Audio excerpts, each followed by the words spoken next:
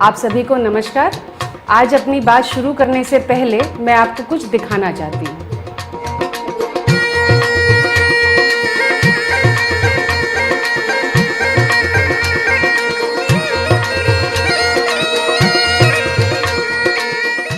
चौंकिए नहीं, ये हमारे देश की ही पंचायतें हैं जिन्होंने सामुदायिक भागीदारी और आपसी समन्वय के साथ अपनी पंचायत को एक उत्कृष्ट पंचायत के रूप में विकसित किया है। यह वो पंचायतें हैं जिन्हें हम मॉडल पंचायतें कहते हैं। वो पंचायतें जो दूसरों के लिए उदाहरण बनी कि कोई भी काम असंभव नहीं है, बस करने का जज्बा होना चाहिए। अगर यह सब देख के आपके मन में कहीं भी ये विचार आया हो कि काश मेरी पंचायत भी ऐसी होती, तो बिल्कुल इस विचार को अपने दिमाग से जाने मत दीजिएगा, क्योंकि यही विचार आपको प्रेरित करेंगे अपनी पंचायत को एक मॉडल पंचायत के रूप में विकसित करने के लिए। इसके लिए यह बहुत ज़रूरी है कि आप अपनी पंचायत को जानें। जैसे यदि पंचायत में स्वास्थ्य संबंधी सबसे ज़्यादा समस्याएं हैं, तो पंचायत प्राथमिकता के तौर पर इस पर कार्य करेगी।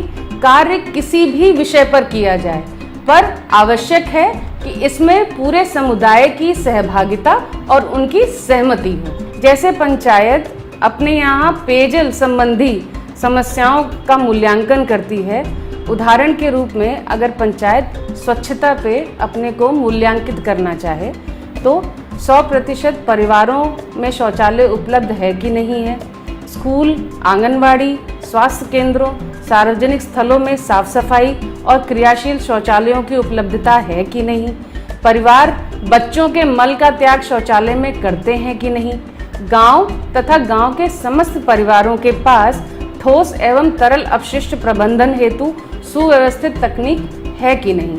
अगर इन विषयों पर पंचायत अपने आप को मूल्यांकित करती है, तो 80 से 100 के बीच में वो अपने आप को 10 अंक देगी, 80 से 50 के बीच में है तो 7 अंक देगी, और 50 से कम है तो 5 अंक देगी। इस तरीके से हर प्रश्न के सापेक्ष अगर पंचायत अपने आप को अंक देती है, तो वह ये जान सकेगी कि आज के समय में पंचायत किस स्थान पर है और उसको अभी कितना और रास्ता तय करना है, ताकि वह अपने आप को एक मॉडल पंचायत के रूप में विकसित कर सके, एक उदाहरण बन सके दूसरी पंचायतों के लिए कि हाँ, अगर मैंने किया है तो आप भी कर सकते हैं। अब हमने ये तो जान लिया कि हमको अपनी पंचायत को अगर मॉडल पंचायत बनाना है, तो हम अलग अलग विषयों में खुद को मूल्यांकित करेंगे। लेकिन होगा ये, मूल्यांकन के बाद बहुत से काम ऐसे आएंगे जिसके लिए पंचायत को बजट की आवश्यकता होगी। अब पंचायत में विकास के कामों के लिए सरकार भी बजट देती है, लेकिन उस बजट के साथ में कुछ बाउंडेशंस भी होते हैं कि आपको इन कामों में ही इस पैसे को खर्च करना है। अब आप अगर ये सोचिए कि जो पंचायत को पैसा मिला, वो पैसा उन विषयों पे तो खर्च होगा, लेकिन उसके अलावा अगर पंचायत के कुछ ऐसे विषय हैं जिस पे वो काम करना चाहती है, तो उसके लिए बजट कहाँ से आएगा। अब पंचायत को ये सोचना होगा कि इन सब कामों के लिए हम बजट कहाँ से लाएं। तब यहाँ पर सवाल आएगा अपनी स्वयं की आय बढ़ाने को लेकर, क्योंकि पंचायत जब अपनी स्वयं की आय बढ़ाएगी, उन सभी बजट से वह इन सभी कामों को कर पाएगी। सरकार ने एक व्यवस्था संविधान में भी दी हुई है कि पंचायत अपने यहाँ कर लगाकर अपनी स्वयं की आय कर सकती हैं, लेकिन वह जो व्यवस्था है वो 1947 की है। अगर उस व्यवस्था से चलेंगे तो जो छोटी पंचायतें हैं वह अपने आय बहुत ज़्यादा नहीं बढ़ा पाएंगी। इसके लिए ज़रूरी है कि पंचायतें अपने यहाँ जो भी संसाधन मौजूद हैं, जो भी प्राकृतिक संसाधन मौजूद हैं, उन संसाधनों का अवलोकन करें, उन संसाधनों को जानें और उसके आधार पर अपने आय बढ़ाने को लेके प्रोजेक्ट तैयार करें और उस पर काम करें। अब हम सबसे पहले ये जानेंगे कि हमारे पंचायती राज अधिनियम में इसके लिए कौन कौन सी व्यवस्था या कौन कौन से प्राविधान मौजूद हैं। पंचायती राज अधिनियम की धारा 37 में ये व्यवस्था की गई है कि पंचायतें जो भी सेवाएं समुदाय को प्रदान कर रही हैं उस पर कर, उपकर या फीस लगा सकती हैं। इसी प्रकार उदाहरण के तौर पर पंचायतें जैसे मनोरंजन कर हो गया, स्वच्छता कर हो गया, वाहन स्वामियों या पशुओं का कर हो गया, इस तरह से छोटे छोटे अलग अलग विषयों पर पंचायत कर लगाकर अपनी स्वयं की आय बढ़ा सकती है और अपने यहाँ जो भी विकास कार्य हैं उस पर काम कर सकती है। अब पंचायत की आय बढ़ने से लाभ क्या होगा? पंचायत नए विकल्पों का सृजन कर पाएंगी और साथ ही साथ पंचायत में सामुदायिक सहभागिता बढ़ेगी। हमारे देश में और हमारे प्रदेश में ऐसी बहुत सी पंचायतें हैं जिन्होंने अपने आप को एक उदाहरण के रूप में प्रस्तुत किया है और ऐसी ही कुछ ग्राम पंचायतों के बारे में मैं आपको बताना चाहती हूँ। और इन आदर्श ग्राम पंचायतों ने अपनी आय को बढ़ाने के लिए जो कार्य किए हैं उन सभी कार्यों को मैं आपके साथ साझा करना चाहती हूँ। जैसे तेलंगाना प्रदेश की वेलपुर ग्राम पंचायत, जिसने दैनिक एवं साप्ताहिक बाजार की नीलामी, कूड़ा घर का निर्माण, पानी के टैंकर, तालाब व जल के स्रोत आदि से अपनी स्वयं की आय को बढ़ाने का काम किया। मध्य प्रदेश की दलौदा चौपाटी ग्राम पंचायत, जिसने कूड़ा एकत्र करने की फीस, जैविक खाद बनाना और बेचना, स्ट्रीट लाइट, दुकानों से किराया आदि। राजस्थान की पिपलांती ग्राम पंचायत, जिसने बालिका के जन्म पर 111 पौधरोपण का कार्य। कर्नाटक की लैला ग्राम पंचायत, जिसने ठोस अपशिष्ट प्रबंधन पर कार्य किया। महाराष्ट्र की हिवड़े बाजार, जिसने स्वच्छता, भूमि जल संग्रहण, अपशिष्ट प्रबंधन पर कार्य किया।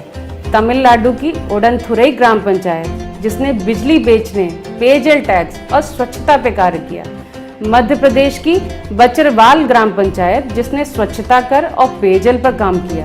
सिक्किम की मनीराम फालीडारा ग्राम पंचायत, जिसने ठोस अपशिष्ट प्रबंधन, ट्रेड लाइसेंस, गृह कर आदि पर कार्य करके अपनी आय को बढ़ाने का काम किया। अब ये तो थी राष्ट्रीय स्तरीय ग्राम पंचायतें जिन्होंने अपनी आय को बढ़ाने को लेकर कार्य किया, लेकिन हमारे प्रदेश में भी ऐसी पंचायतें हैं जिन्होंने बहुत बेहतर कार्य किया है।